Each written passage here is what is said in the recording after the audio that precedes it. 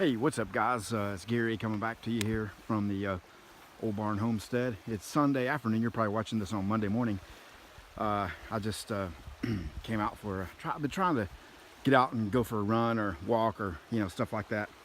And here's the lake. That's about I guess I'm maybe 2.5 miles, maybe 3 miles from the shop. And you can see some beautiful homes built out here. There's a really nice one back behind those trees. I'll show you in a little bit. You can see, maybe you can see that one in the distance over there. Let me zoom in. Anyway, there's homes all out through there. But there's a public access road here that comes down through some farm land area and gets you down to the lake. And there's a little turnaround here. And so you can see some just people, coming down, fishing off the bank. You can see there's a little beach bank area. You can see people down there fishing off the bank. But anyway, this is a reservoir, just a local reservoir. And I guess there was 2 creeks here that merged into one. And there was a pretty deep valley that went through this. And back over there, they built a dam in the 80s and turned 2 little creeks into this huge lake. So anyway, it's I come down here 3-4 times a week. I don't always come all the way to the lake, but I come out this way and then head back. So anyway, just thought I'd show you that. I guess this used to be some kind of a boat launch or something here. I'm not sure. It kind of looks abandoned. So anyway, maybe it was a public boat launch at some point, but it doesn't look like it is now. Good morning, guys. Welcome back to the Oldbarn Homestead channel here. My name is Gary. You saw the little footage I tacked on at the front there from a little walk/run I went on yesterday. Mostly walking. I try to run, but I don't get very far doing that. I'm about to be 47 here in a few days, so getting on up there. But I worked on this a little bit yesterday, and this is kind of what I was trying to come up with for a sheet metal break. And so this will be the table. This will be the clamp bar that'll clamp down. Now, here's one question for you. I'm just kind of recycling some of this stuff for the other metal bender, and the plate or the table top on it is in shear because you're cranking from this way, pulling against that, and these are 3/8 bolts. Well, in this particular case, that's going to be the clamp plate coming down, and you're going to be pivoting this way, wanting to lift up on that. And will 3/8 inch bolts, 2 of them, be enough? I'm thinking probably go up to at least 1/2 inch grade 8 to be able to clamp that down and hold it. And so I'll probably I don't know, maybe weld a bolt or weld a nut on the backside that'll allow this to slide, and then some finger tight finger nuts or something to go on there. But this is what I was thinking for the pivot. This is 1.5 inch DOM tubing that's got 1.5 inch. This is I believe 2.5 inch DOM tubing. So these are ID OD with a little bit of fitting. And so what I'm going to do is mount these on the corners there like that. And then, so that'll be mounted there, and then this will come in and mount and be fixed to the bottom of this plate with some little captions. And again, I'm just using this because I already have this, and I use it for the other bender, so I'm trying to use as much as I can.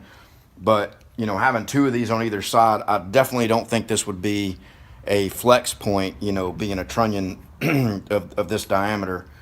And you should be able to bend something really really pretty substantial with that. Now, I'm making this based on these sizes, and I'll probably offer these as a kit in this dimension because it's the same as my other one, but I'll also sell the plans for it. And if somebody wants to make this longer, they could make it at any length they want, and this is 7 inches. I think you could go to 24 inches and have something that would bend, some really thick stuff, maybe up to 1/8 inch on a 24 inch length. Without it flexing or anything. And you may be able to modify this and put another you know, thicker plate in front of it to give it a little more, you know, a little more strength.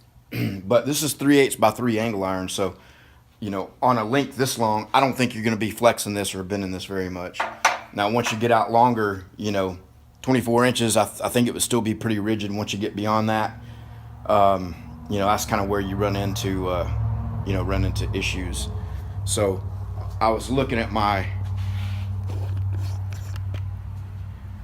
you know, this brake here, I think is rated, I think it's rated for 14 gauge for half of the length and 16 gauge the entire length. Now I've done 12, 11 and 12 gauge on it in small, you know, small little sections there, and not had any problem with it. But, you know, they've got this big huge plate here that looks like it's 1/2 inch thick, and then they got this angle iron on there to kind of give you a little platform and a shelf, you know, and that's actually what, you know, does the bending. But the plate, the big plate there, you know, is what gives it its strength. But if you look at the, you know, how they have the trunnion set up on this, what I have is actually a larger diameter. So this is obviously not a weak point to be able to use a big brake like this. So it definitely shouldn't be one on a little small one.